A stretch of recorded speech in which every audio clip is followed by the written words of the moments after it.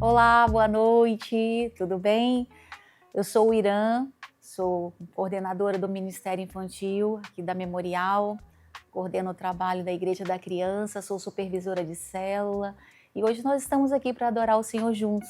Convida alguém, pense em alguém aí, convida, manda o link para que a pessoa também esteja junto conosco para nós adorarmos ao Senhor juntos. Vamos orar? Pai, em nome de Jesus, quero nesta hora colocar diante do Senhor as nossas vidas. Queremos te agradecer, Pai, por quem Tu és maravilhoso. Tu és o nosso Deus, a nossa fortaleza, o nosso socorro bem presente na hora da angústia. Pai, nós queremos te engrandecer, porque o Senhor tem sido um Deus presente, um Deus de perto e não um Deus de longe.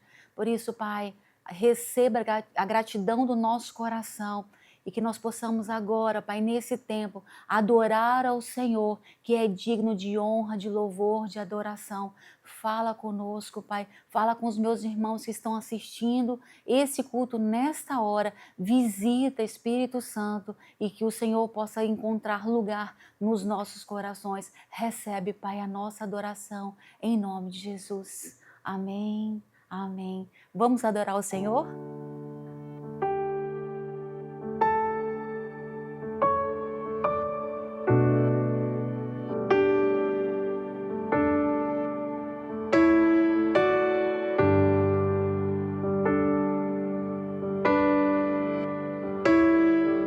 Jesus, quero declarar Teu nome sobre toda a mente e coração, pois sei que existe paz em Tua presença. Clamo, Jesus.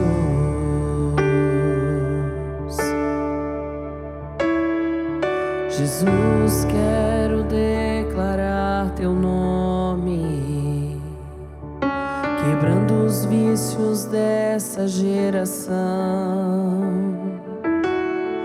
Declaro que há esperança e liberdade. Clamo, Jesus.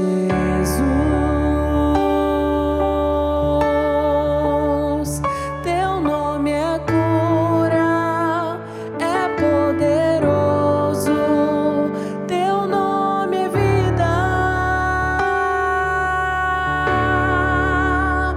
Destrói cadeias, dissipa as trevas, vence em dia.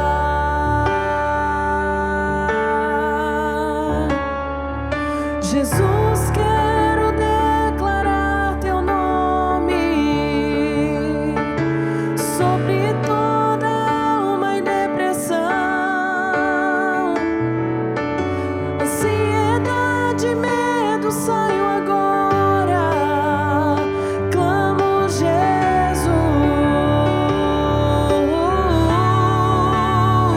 Teu nome é cura, é poderoso. Teu nome é vida.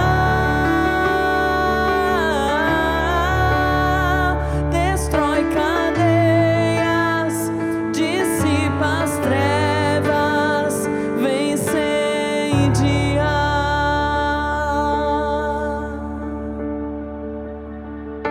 Declare pelas ruas o nome de Jesus. Sobre a escuridão Ele vai trazer a sua luz. Sobre sua família, clame o santo nome, Jesus.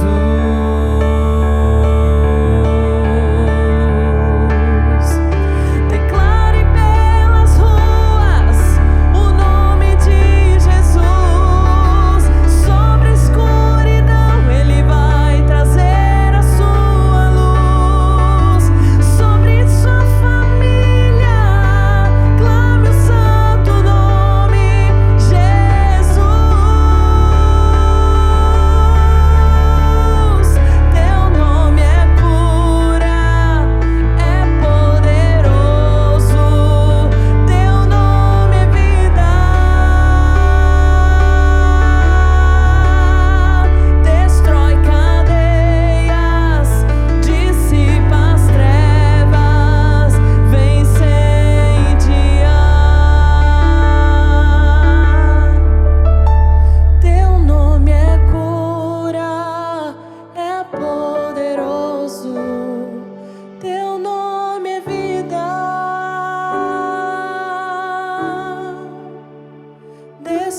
cadeias, dissipa as trevas, vem incendiar.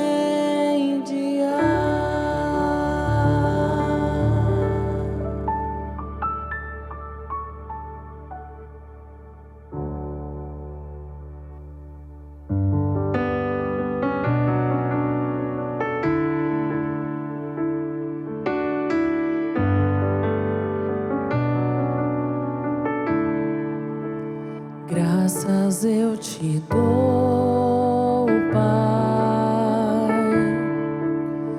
pelo preço que pagou, sacrifício de amor que me comprou, ungido do Senhor, pelos cravos em suas mãos.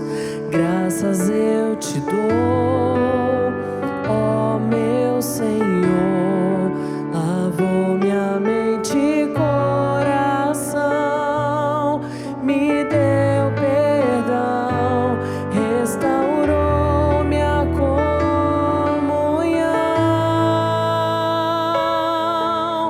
Digno é o Senhor,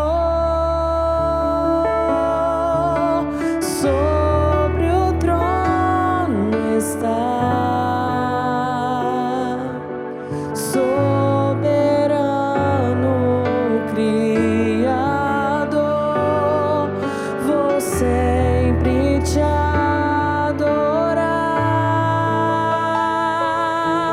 Elevo minhas mãos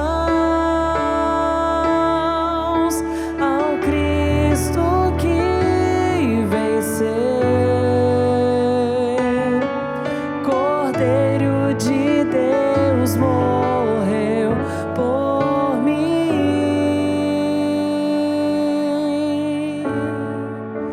mas ressuscitou.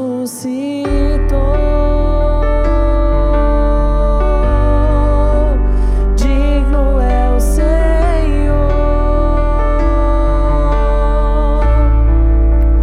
pelos cravos em suas mãos.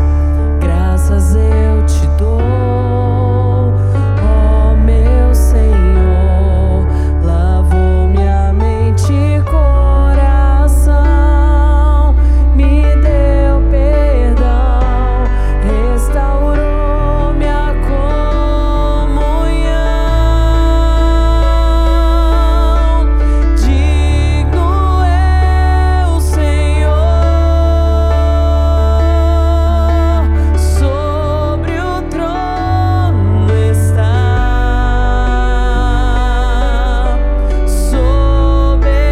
soberano Criador, vou sempre te adorar. Elevo minhas mãos ao Cristo que venceu, Cordeiro de Deus morreu por mim,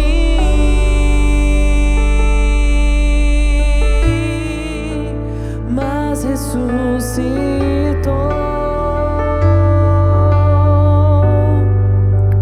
Digno é o Senhor,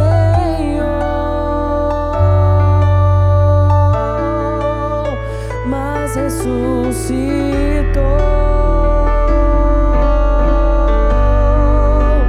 Digno é o Senhor.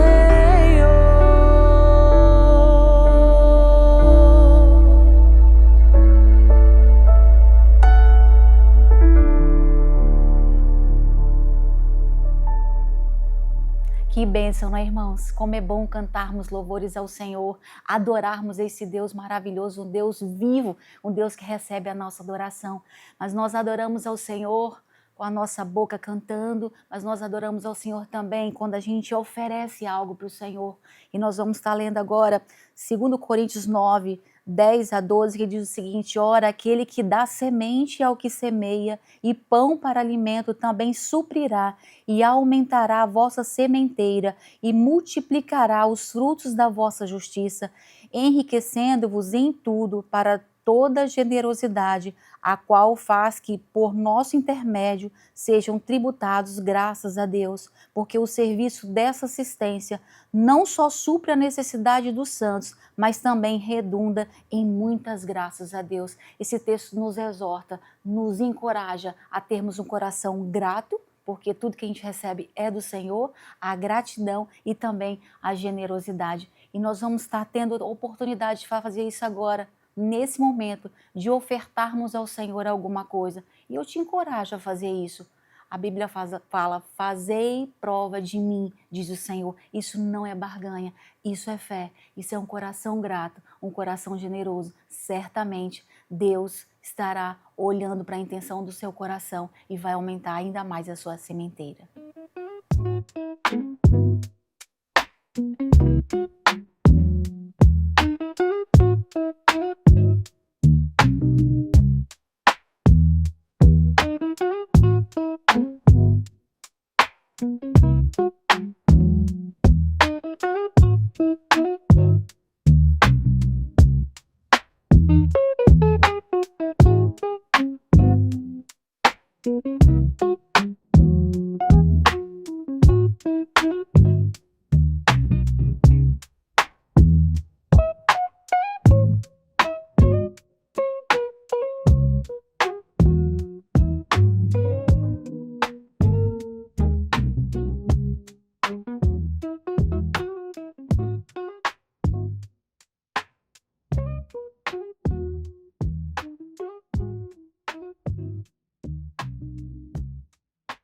Queridos, nessa hora nós vamos estar compartilhando da palavra, algo que Deus colocou no meu coração, e a gente vai trabalhar sobre vivendo a promessa de Deus, vivendo essa promessa.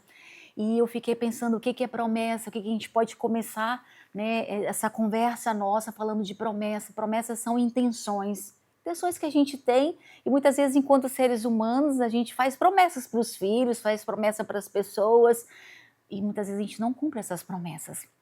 E a gente faz promessas sem nem pensar. Mas eu quero nessa hora que a gente pense não sobre as nossas promessas, não sobre o que nós prometemos para as pessoas, mas o que Deus prometeu para nós. E quando Deus promete algo para nós, é incrível a gente observar que Ele promete para aqueles que estão ligados, para aqueles que têm intimidade com Ele. E quando a gente pensa em estar ligado, em intimidade, a gente pensa em aliança.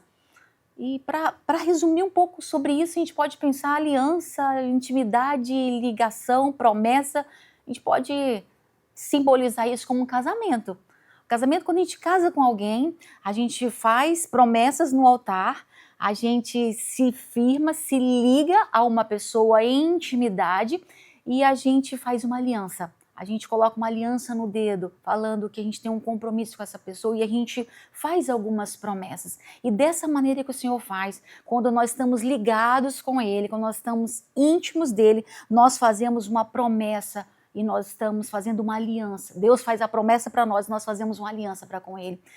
E essa promessa não é uma promessa que a gente vai fazer e não vai cumprir, porque Eclesiastes 5:5 diz: é melhor não fazer voto do que fazer e não cumprir. Deus não se agrada de tolos. Ele faz promessa para nós, mas nós temos a nossa parte. Então, que nós tenhamos a consciência de que nós precisamos entender o que nós estamos fazendo, qual passo nós vamos estar fazendo, dando esse passo de fé para que a gente viva a promessa. Se a gente pensa em promessa, e se Deus prometeu promessas, certamente Ele vai dizer para nós: filho, se tem promessa, também tem algumas coisas que você precisa passar. E é sobre essas coisas que nós vamos estar conversando, porque toda promessa que Deus dá para nós é um convite para nós fazermos aliança com Ele, e aliança de vitória com Ele. Porque se nós não fizermos aliança com Ele, nós vamos fracassar, porque sem o Senhor nós não vamos conseguir chegar na promessa que Ele tem para nós, porque todo o nosso projeto sem o Senhor a gente fracassa. Então nós temos que fazer isso com o Senhor. E aí a gente começa a pensar, promessa, Deus, como fazer isso? Como que eu posso viver isso? Quando a gente quer fazer um bolo, a gente come algo gostoso, a gente quer falar, nossa, que gostoso, me dá a receita. A gente pede a receita, a gente segue o manual, segue o passo a passo. Se eu não seguir o passo a passo da receita, certamente eu vou fracassar. Certamente não vai ficar com o mesmo gosto, não vai ficar com a mesma textura, porque eu não utilizei o passo a passo. Se eu vou no médico, o médico conversa comigo, me dá uma receita, eu compro a receita e eu quero ficar boa, o que eu faço? Eu vou lá passo a passo, a dosagem, o horário, eu quero ficar boa. Então eu vou fazer do mesmo jeito que o médico falou. E com Deus não é diferente. Se eu quero viver debaixo dessa promessa, eu tenho um manual, eu tenho a Bíblia. Eu preciso seguir, não tem como eu viver os propósitos, a promessa que o Senhor tem para mim. Não tem como, longe desse manual. E o mais interessante, quando a gente pede a receita, a pessoa dá a receita do bolo, eu faço o bolo, a pessoa não está comigo. Eu vou no médico, ele me dá a receita, eu tomo remédio em casa e ela não está comigo.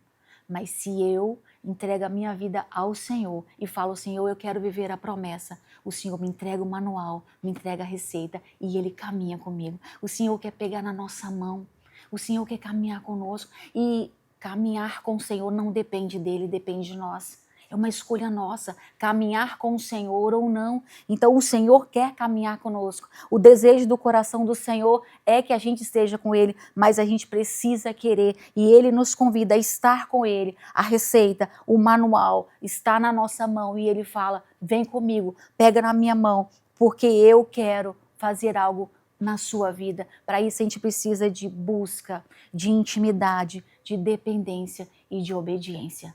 Obediência ao Senhor.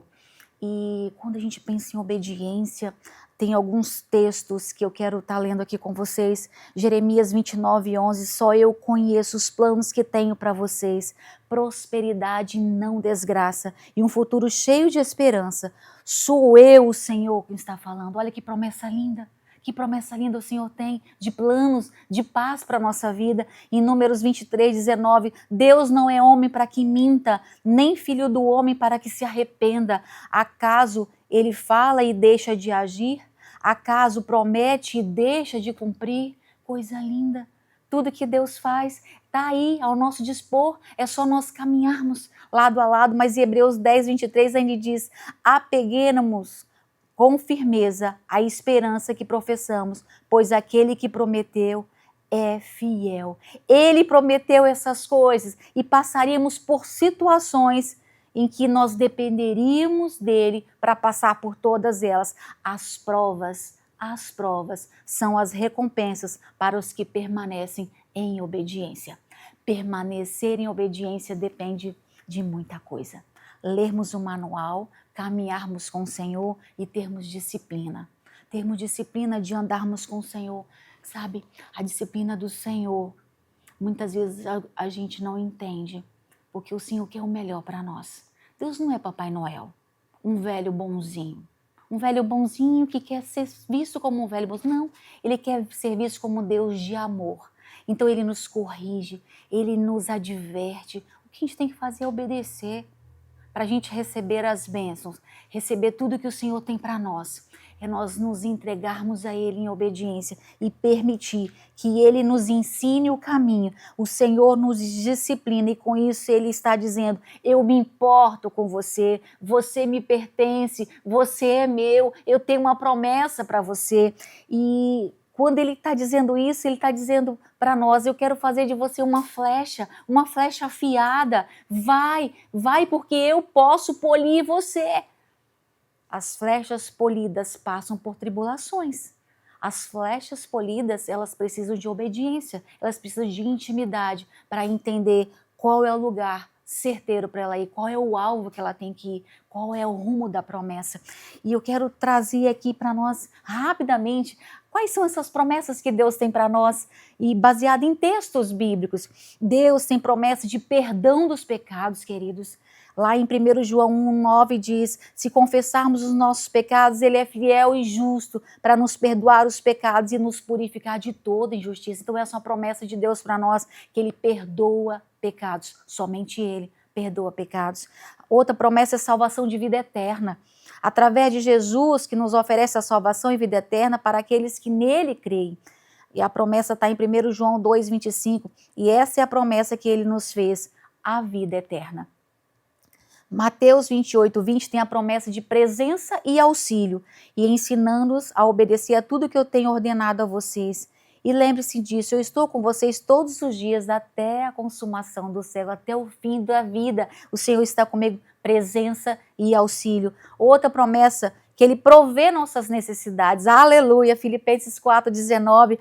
O meu Deus suprirá todas as nossas necessidades de acordo com as suas glórias e riquezas em Cristo Jesus. Outra promessa de orientação, de direção. O Senhor fará para vocês, o seu povo santo, conforme prometeu sob juramento, se obedecerem aos seus mandamentos e andarem nos caminhos de Deus. Deuteronômio 28:9. Ele promete também paz e segurança. Filipenses 4:7, e a paz de Deus, que excede todo entendimento, guardará o vosso coração e os vossos pensamentos em Cristo Jesus.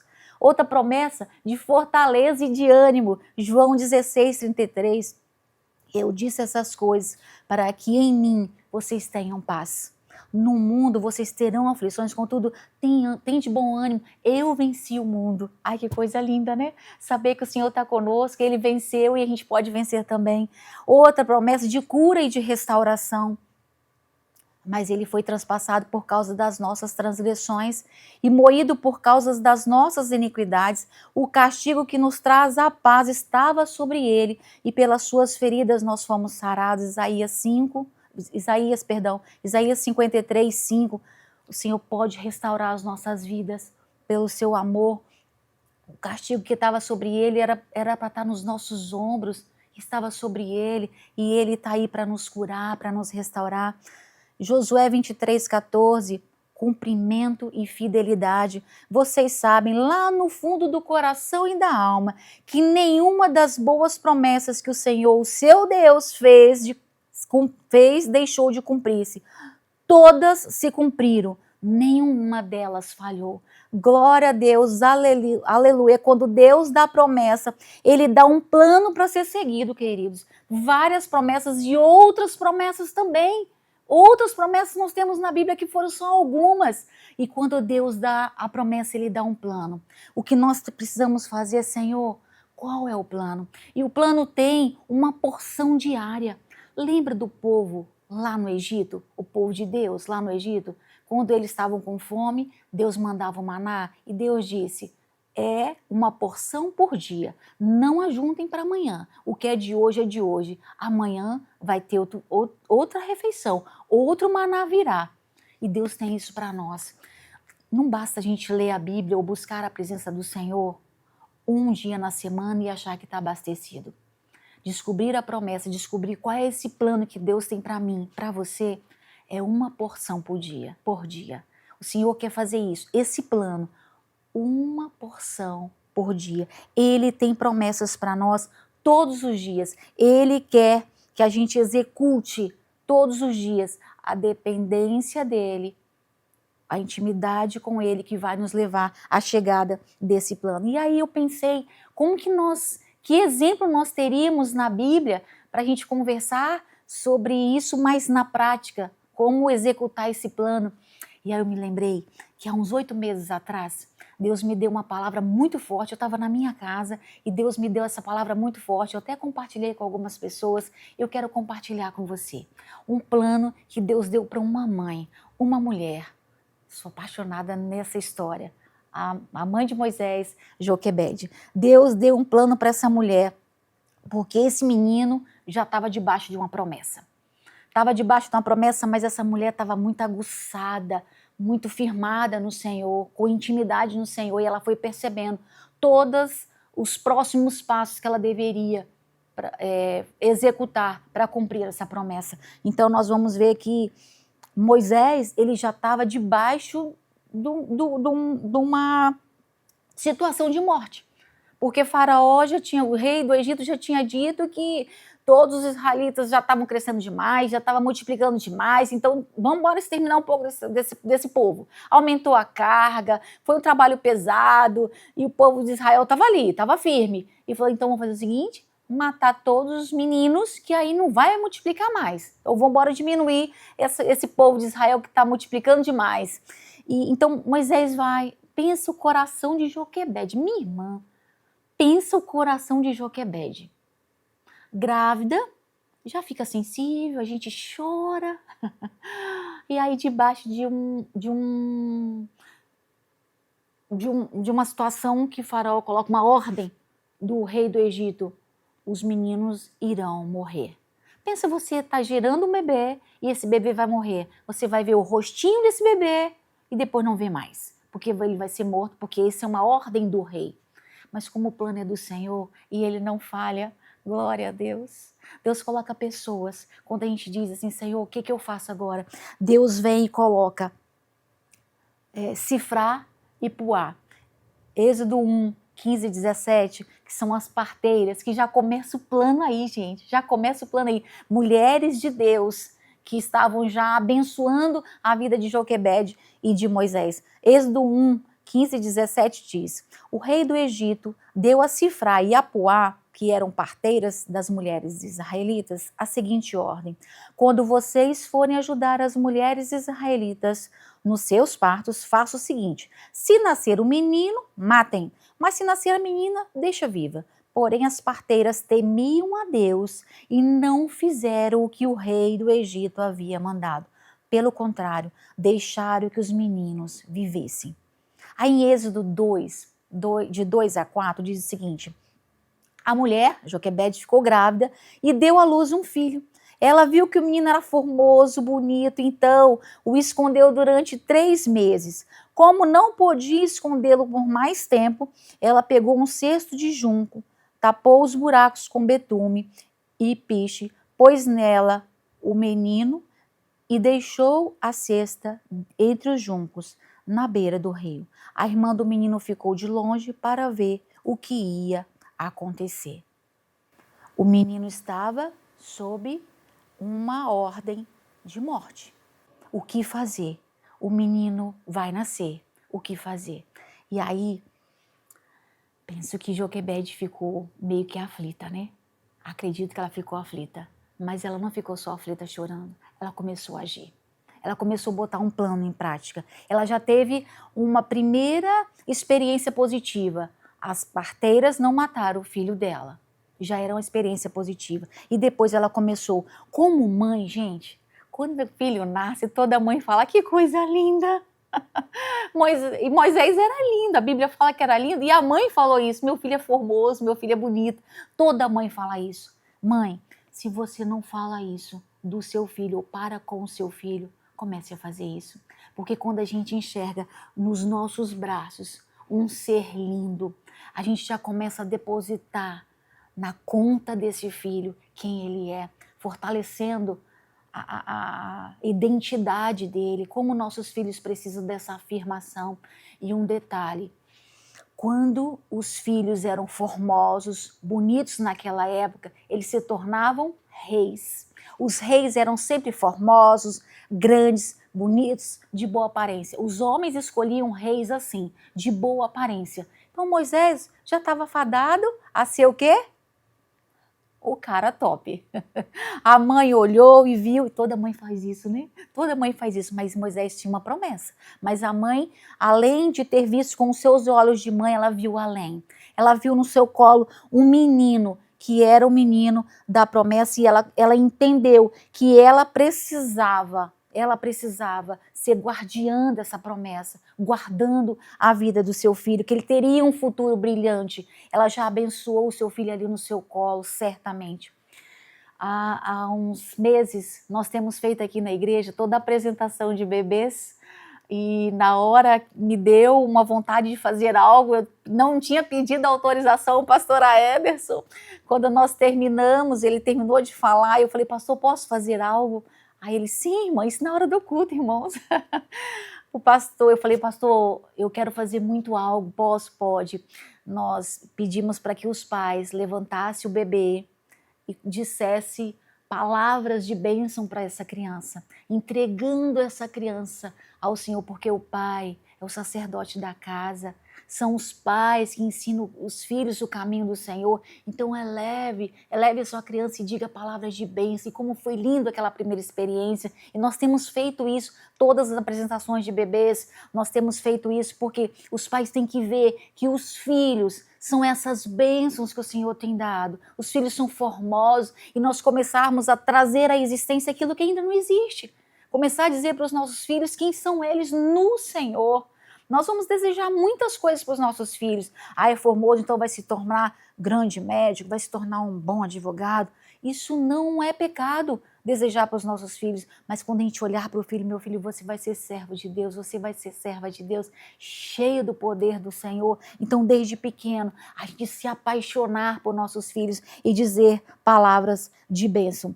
E quando Joquebede guardou no seu coração tudo isso que ela viu no seu filho, ela também guardou o seu filho. Por 3 meses ela deixou guardadinho. Bebê, quando é muito pequenininho, o chorinho é baixo, né? Então as pessoas não ouvem muito. Então os escravos do rei não perceberam que tinha bebê naquela casa, acho que ela guardava muito ele. E eu penso que 3 meses foi o tempo para ensinar para nós que quando a gente quer ouvir qual o plano que o Senhor tem um tempo. Não é no nosso tempo. Ela guardou por 3 meses. Talvez você está bolando um plano e você acha que com um dia vai dar conta, com 1 mês vai dar conta, com 2 meses, com 3 meses. Entenda que o plano do Senhor tem um tempo para a gente ouvir a voz do Senhor, pedir para Ele sinalizar quais são as próximas etapas e Ele direcionar essas etapas, mandando cada dia o maná, mandando sequenciado a direção que a gente precisa para estar executando esse plano. Então, ela começou a criar as estratégias a partir daí. Com os 3 meses, ela não tinha mais como segurar essa criança, ela começou a criar as estratégias. E uma das estratégias que ela começou a fazer está no versículo 3. Como não podiam escondê-lo por mais tempo, ela pegou uma cesta de junco, tapou os buracos com betume e piche, pôs nela o menino e deixou a cesta entre os juncos na beira do rio. Ela fez um cestinho para proteger a sua criança, para proteger Moisés. E ela, gente, não colocou o menino lá no meio do rio. O que ela fez? Colocou junto de uma moita de junco, ou seja, estava guardadinho.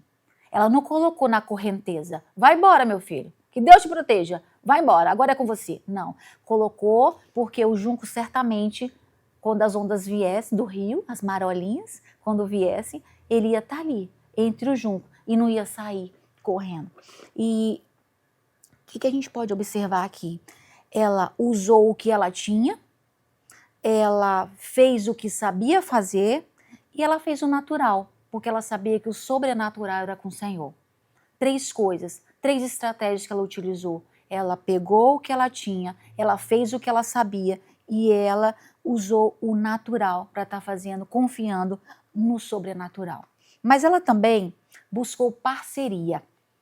Ela buscou parceria para executar esse plano. Isso foi uma estratégia dela. Ela não colocou qualquer pessoa, ela colocou quem? Miriam, a sua filha. Colocou Miriam porque se ela fosse, com certeza, quando olhasse, fosse assim, essa aí é a mãe, bora matar esse menino porque a mãe está aí do lado, olha como ela é esperta protegendo o filho. Mas ela colocou uma menina. Colocou a menina e estava ali só de olho. E quem chega, gente? Quem chega? Daqui a pouco a gente vê. Verso 4 diz, a irmã do menino ficou de longe para ver o que ia acontecer com ele. A mãe deixou o filho com alguém de confiança. Com quem nós estamos deixando os nossos filhos? Quem são essas pessoas que estão com os nossos filhos? Essas pessoas estão observando os nossos filhos, quem estão chegando por perto dele, ou essas pessoas estão simplesmente deixando os nossos filhos e a correnteza levando? Não era qualquer pessoa, era a irmã de Moisés. 4º ponto, nós temos que ficar debaixo da promessa. A promessa aqui é confie e espere no milagre. O verso 5 a 8 diz, a filha do rei do Egito foi até o rio e estava tomando banho enquanto as suas empregadas passeavam ali na margem. De repente, ela viu a cesta no meio da moita de juncos e mandou que uma das escravas fosse buscá-la. A princesa abriu a cesta e viu um bebê chorando. Ela ficou com pena dele e disse: esse é um menino israelita. Então a irmã perguntou à princesa: quer que eu vou chamar uma mulher israelita para amamentar e cuidar essa criança para a senhora? Aí ela falou: vá, respondeu a princesa. Já começa aqui, né? Já começa aqui o agir prático do Senhor sobre as estratégias que a Joquebede estava criando, estava bolando, o plano já estava começando a se fechar e Deus continuando no controle. E o quinto ponto que eu coloco é: viva o milagre. Verso de 8 a 10 diz: então a moça, Miriam, foi e trouxe a própria mãe do menino, glória a Deus. E a princesa disse: leve esse menino, crie para mim e eu pagarei pelo trabalho. A mulher levou o menino, Joquebede, imagina a felicidade dessa mulher levar seu filho de volta, sendo acobertada pela princesa, ainda ganhando para cuidar do filho. Leve esse menino. Quando ele já estava grande, ela levou a filha do rei e o que o adotou como filho. E ela pôs o nome de Moisés e disse: eu o tirei das águas. E Joquebede desfrutou desse milagre, desfrutou dessa bênção de estar com seu filho nos braços. E agora eu começo a pensar, quero te levar a pensar também, o que tem na sua mão ou com você que você precisa proteger? O que eu tenho que eu preciso proteger? Joquebede tinha que proteger um filho. Não era só o filho, ela tinha que proteger uma promessa. Moisés era o filho de uma promessa que Deus iria cumprir com o povo de Israel. O que você tem para proteger? O que você tem e que não pode morrer? Eu não sei o que você tem para colocar dentro do cesto. Mas outra coisa, você tem se preparado, você tem feito a sua parte, você tem buscado esse cesto, construir esse cesto, e a gente pode chamar esse cesto das mãos do Senhor. Você tem se firmado nas mãos do Senhor e não deixado nenhuma brecha escapar. Deus não deixa brechas, mas nós deixamos. E muitas vezes as coisas podem sair do nosso controle ou do controle do Senhor, não sai, mas nós não queremos continuar nesse cesto. Lembra que o que você tem de precioso, você tem que colocar na mão do Senhor. Porque se você colocar na sua mão, ou se eu colocar na minha mão, nós não somos capazes de guardar. Porque se ficar na nossa mão, pode morrer. Se Moisés ficasse na mão de Joquebede mais tempo dentro de casa, alguém poderia denunciar e Moisés poderia morrer. Mas como ela abriu mão, na certeza de que o Senhor cuidaria, milagres aconteceram na vida dela e na vida de Moisés e na casa deles, passo a passo. Passo a passo Deus foi fazendo, porque ela estava consciente e ela não estava distraída, ela estava ligada, ela tinha feito uma aliança com o Senhor e ela estava ali ligada. E aí o Senhor falou: ok, agora lança no rio. Lança no rio. O que você tem para lançar no rio? O que você tem? Talvez é algo tão precioso, mas se tiver na mão do Senhor, lança no rio. Lança no rio, porque vai chegar aonde você não imagina. Vai chegar no lugar que você nem imagina. Talvez você imagina por baixo, mas o que Deus tem para nós é no alto. Porque Deus tem prazer em abençoar os seus filhos. O prazer do Pai é abençoar os seus filhos. E Deus quer que a gente avance. Mas Ele está dizendo: o que você tem de precioso não fique com você. Lança no rio, se lança. Venha para mim. Venha para mim, porque eu quero dar um destino, eu quero dar o lugar certo, eu tenho o lugar ideal, eu quero que você alcance a promessa. E se a gente observar toda essa história, Joquebede não bolou esse plano sozinha. Nós não vamos conseguir chegar e alcançar a promessa sozinhos. Para chegar na promessa, para a gente chegar nesse lugar, queridos, não é fácil. Precisamos de pessoas, precisamos do manual, precisamos do Senhor, mas nós precisamos de líderes de célula, nós precisamos de pastoreio, nós precisamos de irmãos por perto nessa caminhada. Nós não somos homens de ferro, Nós não somos mulheres maravilhas, nós precisamos de pessoas do nosso lado, assim como Joquebede. Ela precisou de instrumentos, ela precisou de Miriam, depois veio Cifra e Poá no começo, ela precisou, depois a filha, né, a princesa, ela precisou de pessoas nessa caminhada e nós precisamos também. Nós não vamos conseguir sozinhos. A Bíblia nunca sai de moda. A nossa referência, o nosso manual está em dia. A nossa intimidade com o Senhor também tem que estar, mas na nossa caminhada nós precisamos de pessoas que batem no nosso ombro e nos ajude a prosseguir. Então, nesta noite eu quero dizer para você o que eu preciso colocar no cesto hoje e lançar no rio, simbolizando total dependência do Senhor. O que é que nós precisamos fazer? É a sua casa? É seu filho? É seu trabalho? O que você tem de tão precioso? Lança no rio. Deus tem mais para você. Deus tem mais para mim. Eu creio que Deus tem muito para minha casa. Mas se eu me apegar, se eu quiser fazer na força do meu braço, eu não vou conseguir as bênçãos que o Senhor tem para derramar sobre a minha vida. Assim é para com você. Bora nesta noite. O Senhor está nos convidando para vivermos essa promessa. E o Senhor diz em Tiago 1,12, feliz é o homem que persevera na provação, porque depois de ser aprovado, receberá a coroa da vida que Deus prometeu aos que o amam. Vamos passar por provas, vamos passar por lutas. Colocar no rio significa que não vai ser tão calmo, mas está seguro. As provações virão, mas nós estamos seguros. E quando a gente passar por tudo isso, nós vamos ser aprovados e vamos receber a coroa da vida que Deus prometeu a todos que o amam. Amém? Que Deus possa ter falado muito ao seu coração, assim como falar ao meu coração. E nós vamos pedir ao Senhor agora para que Ele nos encoraje a lançar tudo que a gente tem diante dEle, porque Ele tem prazer em nos abençoar. Vamos orar? Pai, em nome de Jesus, obrigada por essa palavra, Pai, que ela é viva. Não é, Pai, efeito, não é uma palavra de efeito, é uma palavra de vida. Que se nós depositarmos toda a nossa confiança, tudo que nós temos, se nós depositarmos na Tua mão e lançarmos no rio do Senhor, o Senhor tem águas vivas, transparentes, cristalinas para nós, Pai. E o Senhor estar conosco em meio às tribulações, é porque o Senhor quer nos lapidar, é que o Senhor quer nos fazer ainda melhores. E nós queremos, Pai, estar nessa total dependência do Senhor. Fala conosco, Pai, dá-nos as estratégias, mostra qual é o plano. Queremos viver debaixo da Tua promessa, Pai. Queremos desfrutar daquilo que o Senhor tem para nós, para nossa casa.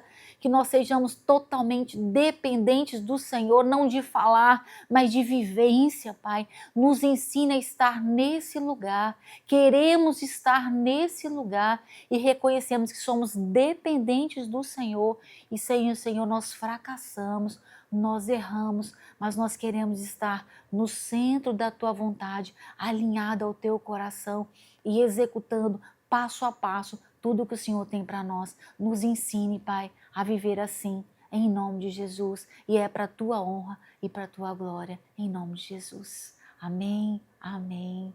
Obrigada, queridos, por estarem conosco. Que Deus abençoe e que tenha falado ao seu coração. Forte abraço. Até a próxima quarta.